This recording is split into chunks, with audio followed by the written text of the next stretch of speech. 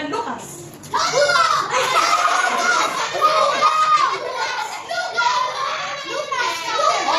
Ang makasagot ng tamang sagot ay merong 100 pesos galing sa iyo. Ano ibig sabihin ng word na Lucas? Friendship, Bongbong Marcos.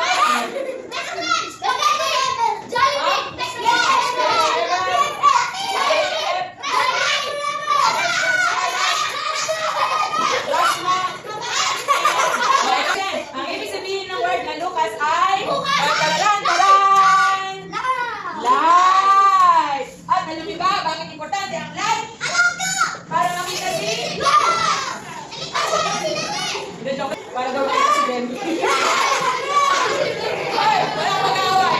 O, kailangan natin ng light para hindi madapa. Para makita niyo ang inyong crush. Si Ben. Makapag-away kayo.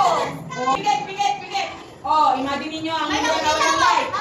Diba? Malungkot, magulo at ladinig. O, so sino dito ang gusto maging light? Pero, minsan, nauubusan tayo ng light. Kaya tayo nauubusan ng light. O tayo, kailan tayo nawawalan ng light? Kung nagagalit, sino nagagalit dito?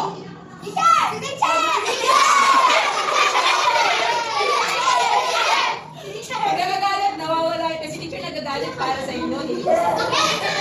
Pag nagsusuntukan, sino nagsusuntukan dito? O, pag ginagawa nyo, nawawala yung light. Pag nagsisinungaling, sino nagsisinungaling dito? Pag nagsasalita ng masama, sino nagsasalita ng masama dito? Nawawala yung light. O, pag kayo nawalan ng light, saan kayo pupunta? Sino gusto pumunta sa hell? Meron akong good news. Kakain na tayo. Merong light na hindi nauubos. Tama yun. Ang light na hindi nauubos ay sun. Pero meron pang mas makapangyarihan kaysa sa sun. Sino ang nauubos sa heaven?